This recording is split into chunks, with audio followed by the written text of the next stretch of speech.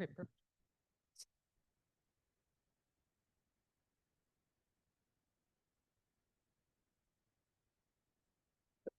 Okay, my name is Matteo Kuizenga. I'm a student at mechanical engineering here at University of Alaska Fairbanks. In the summer, I worked with my mentor, Emilia Hernandez, to create a project that we titled the Fairbanks Energy Field Guide. So first, here's a quick overview of my presentation and approximate durations. You may notice a foreboding 3 minutes under lessons learned. That will become relevant later.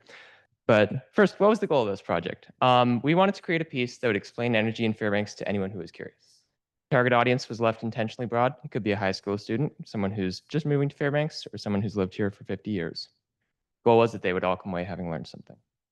So the vision for this project was to create a field guide for energy, mimicking field guides from other disciplines.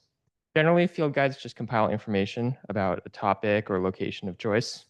For this project, we focused on energy in the interior. Our starting point was to focus on visible aspects of energy, things that people would see just driving around Fairbanks. Another personal goal of mine was to broaden my understanding of GVA. I help out with the Fairbanks Climate Action Coalition and their Renewable Energy Working Group, and I often provide public comment at the GVA board meetings. So advocating for renewable energy development in the interior has given me a lot of background knowledge here. When starting to work with GVA, there's a bit of a fire hose of information that you're presented with. And even after a couple months helping out, there's still a lot that I didn't quite understand. So this gave me a cool opportunity to explore it at my own pace. Therefore, another goal was to help get other people involved with energy and build a useful resource for community organizations like ACEP, FCAC, or really anywhere else that would be interested. Additionally, one of my goals was to make the document somewhat modular. This would mean sections could be removed, swapped, reordered, but clarity would be preserved. And that would allow for the document to stay useful. It means that sections that are out of date or unimportant could be removed without harming overall trajectory. The last goal to mention is helping to educate the community, because right now Fairbanks has a pretty challenging situation with energy. Renewable tax credits have been federally cut, GVA has been encountering incredibly high loads, and pressure from the cook inlet gas crisis means there's big problems to be solved. Because of that, I wanted the document to be a resource to help make those problems understandable. So for the bigger picture, this connects to This connects to ACEP's goals in a number of ways. Notably, it helps educate people about energy and explains the challenges of energy in Alaska, the interior especially. And additionally, this field guide could provide a framework for similar projects that could be done in other communities. Be rail belt or just a rural community somewhere, but it could be a template to investigate their own energy ecosystem. Now, for this document, researching was hardly a consistent process. It was marked by bursts of activity and lulls in between.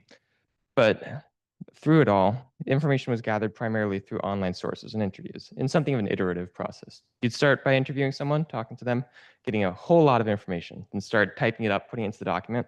As you're doing that, you get more questions, and you turn to looking them up or asking someone else about it. And that would just keep snowballing, and that would bring the document way up to its original size that it's at today. So going into the project, I had some background knowledge, like already mentioned, that helped guide me. For starters, dealing with GVA through the Fairbanks Climate Action Coalition. But additionally, last year at UAF, I did a couple research projects that looked into renewable energies, just due to lifelong curiosity on the topic, and ended up citing a couple of ACEP's own studies that were done here. There's still lots that I had to cut from the final document. There was some due to inadequate explanation or understanding on my part, some that's from lack of good sources or information that wasn't yet public. I'm still pretty happy with the final product. So here's a little overview of my research itself. I had a lot of opportunities. I talked with a lot of cool people, toured places with the intern group, and went on some expeditions of my own, some of which contained here. Notably, let's see, top right and bottom middle, that's the community solar farm down in the Bidwell solar site for GVA, as well as their battery storage system. Bottom left is the solar panels in the Student Rec Center here at UAF. And bottom center is the steam turbine that's down in the central heating and power plant, which is turning our lights on right now. Top left, bottom right, our bike trip, I went up to the Eva Creek wind turbines 2 weekends ago, which was very fun. But I thought this would also be a good place to give a quick overview of the field guide. The first 9 pages give an intro and background knowledge, because there's quite a lot of information you need to really explore and understand the complexities of energy. That full list includes energy versus electricity versus power, baseload versus variable generation, how electric grids work, how generation sources work, and where the fuel we burn comes from, among a couple others. The next 10 pages dedicated to GVA. It starts with a quick history and overview, then expands into all the generation sources that we found. Some of them more simple, others complex and interesting. Next, we go into GVA's transmission, primarily the interties and their role, both the ones that are in GVA's home grid and the other ones that connect to form the entire rail belt. And then loads were discussed, primarily the gold mines, the military bases, the pump station, and the outsized role of large power consumers. And the one fact that's always stuck with me is Fairbanks' own Fort Knox gold mine is not only the biggest electricity demand in GVA's grid, but the entire rail belt. So everywhere connected between here and Anchorage, that gold mine is the biggest demand. So after that, we looked into UAF a little bit, starting with just history of campus's generation sources, then a deep dive into the current CHP power plant. That's followed by quick facts on generation, transmission, and loads, then discussion of ACEP's energy test facility, because that's technically on the grid too, and it does a lot of interesting projects. The last 5 pages we dedicated to 2025 and beyond. We talked about upcoming developments, prominent reports projecting the future, transmission's role in the future, and a couple other topics. And in total, the document sits at about 11,000 words with 34 pages of information. There we go. So for lessons learned, I'd say the first positive takeaway from this project is that I gained a much deeper understanding of the challenges of energy, which, for example, I can bring towards my own GVA board comments. But more broadly, I can use this to help inform others about energy, either through conversations or just providing the document to them directly.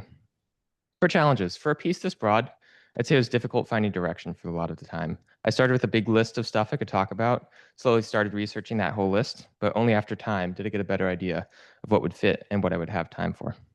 Keeping the piece time independent was tricky. For a piece that's like this, most of the stuff that piqued my interest, like recent developments, would immediately date it. So I changed some language, but parts are still inevitably going to become out of date after weeks to months. For example, the situation with GVA's power purchase agreements and wind farms, the new battery energy storage system grant, and the Cook Inlet gas crisis. The piece becoming out of date was unavoidable with how fast the landscape is changing right now. But I still wanted to include those stories because it's incredibly relevant to the present, and to someone reading it, that's almost the most important part, is what's happening right now, what's changing. So next, what about advice for a future author? I'd say first, investigate the sections that were cut. There's about 2,000 or 3,000 words.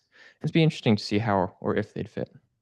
There's many more things I'd love to continue researching, and a couple things I'd say are missing. For example, photos from external sources, discussion of grid inertia, synchronous generation, curtailment of renewables, effectiveness of battery storage, and the list could go on.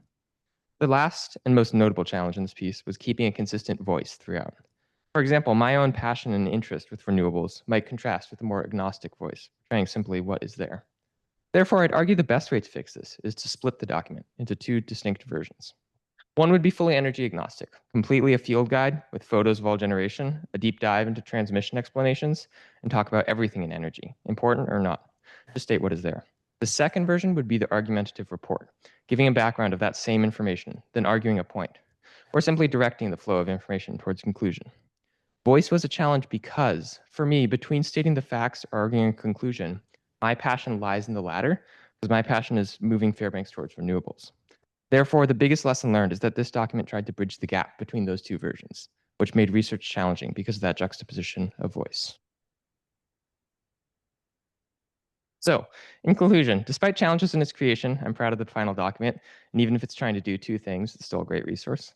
And the information contained should be useful on its own, even outside of the context of the full document, which is a great takeaway. Would have loved to do more time, to have more time to do things like research, refine, and more editing, more photos, and dive deep into the weeds of complicated electricity, but I'm still happy with how it is now. And my main hope is that it'll be serve as a useful resource to people at ACEP, people across Fairbanks, and anyone curious. And I enjoyed getting the opportunity to learn so much this summer. That being said, if there's any questions about the research, the process, or anything else, this is your time. And I will anticipate the first question of, can I read this document? Because I'm going to direct your question to the Fairbanks jury clerk, because guess who served grand jury duty for the last 2 weeks of this internship? Me. And so my time was rapidly restructured on the 22nd of July, and I had to reevaluate what a final document might look like. So the document sits on my laptop as a PDF, and it is not printed yet. However, it is still anticipating editing from people at ACEP, so people with the expertise can put eyes on it. So if you're interested in reading it and maybe giving feedback, that's when you should come to me, because that would be very helpful. Anyways, any other questions? We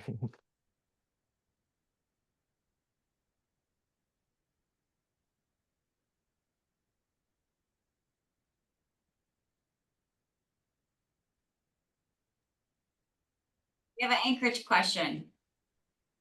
Hi, that sounds like a really cool project, and I really hope I do get to read it and that it gets published someday. And I'm sorry about the grand jury duty. I'm curious if you touched on electrified loads at all as sort of a up and coming thing, like electric vehicle charging stations.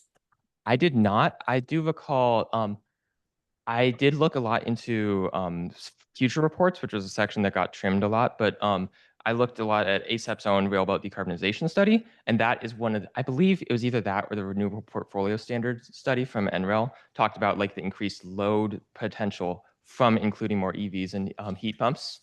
So that may be contained in the final document, but it didn't look too much into like the actual electric load or the change to the grid that would present. I don't really know where to look. So to the disembodied voice, that answer your question. Yeah, disembodied voice. Thank you. So even from Fairbanks, were you able to use any kind of prior knowledge or prior connections in like obtaining information for the field guide? That's a good question. A lot of the information I got was from people I made through connections with ACEP, but a lot of the directions I wanted to go were from prior knowledge. So for example, I'd already used a study done by Christopher Pike as well as others about the performance of bifacial solar panels in the subarctic on the very own test site down at the field, which I do the maintenance for. I'd done a research project on that last year through UAF for class, and that was really interesting to me. So I knew that it'd be fun to include some details on like why solar can be viable in subarctic climate. So that's one specific section is why is solar viable in the bitter north? So something like that, but then also like direction posed by like working with the Climate Action Coalition, like, and then knowledge I've gained from working with their renewable energy working group, which has a lot of like really knowledgeable people about all the like murky interpersonal details that keep things bottled up for years. So that kind of gave me direction towards how confusing and complicated a situation it was, which made me interested in investigating.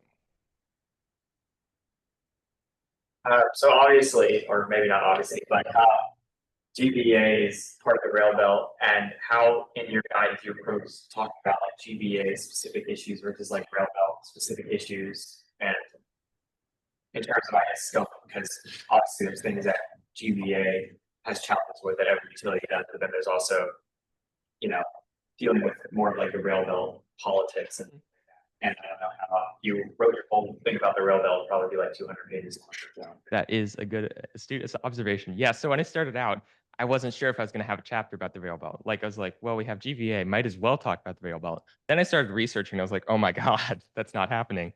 But it's interesting because, for example, the coke inlet gas crisis, because GVA right now doesn't get allegedly any power from natural gas or any notable amount of power. So we are kind of divorced from the natural gas crisis in theory, except for the fact that natural gas power is cheap, and we used to get it. So like there's the whole problem of like some things could be argued to be independent from GVA, but anything that applies to the whole rail belt will inevitably impact GVA somehow. So that was something I tried to pay attention to during making the piece is like there's a lot of things that are going on in Alaska broadly, but what things can I connect to GVA? Like for example, Bradley Lake, the hydroelectric dam in Homer or outside of Homer, means that the whole rail belt transmission grid is necessary to talk about because we get 15 megawatts of power from them. So we have to talk about all the interties that bring that power up to GVA. So stuff like that. It's like there's a whole lot more that could be talked about, but what is in the scope of problems that GVA has dealt with or is in recent history that would be relevant to GVA?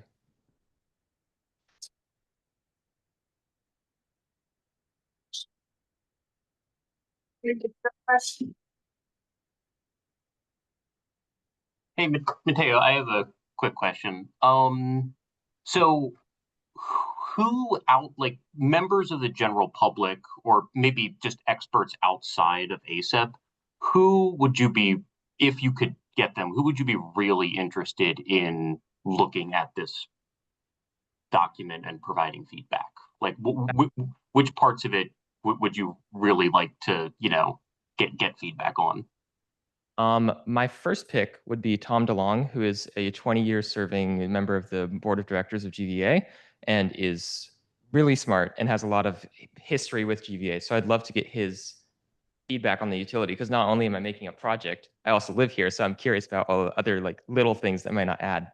But he would be a really interesting resource to talk to. I think other people that could other few sources of information that could be really useful is like talking to people maybe at the Renewable Energy Alaska Project, Rail Belt Reliability Council, like people that oversee utilities. So I could get a view that's not directly from a utility themselves, but like an outside view into like how is energy going right now?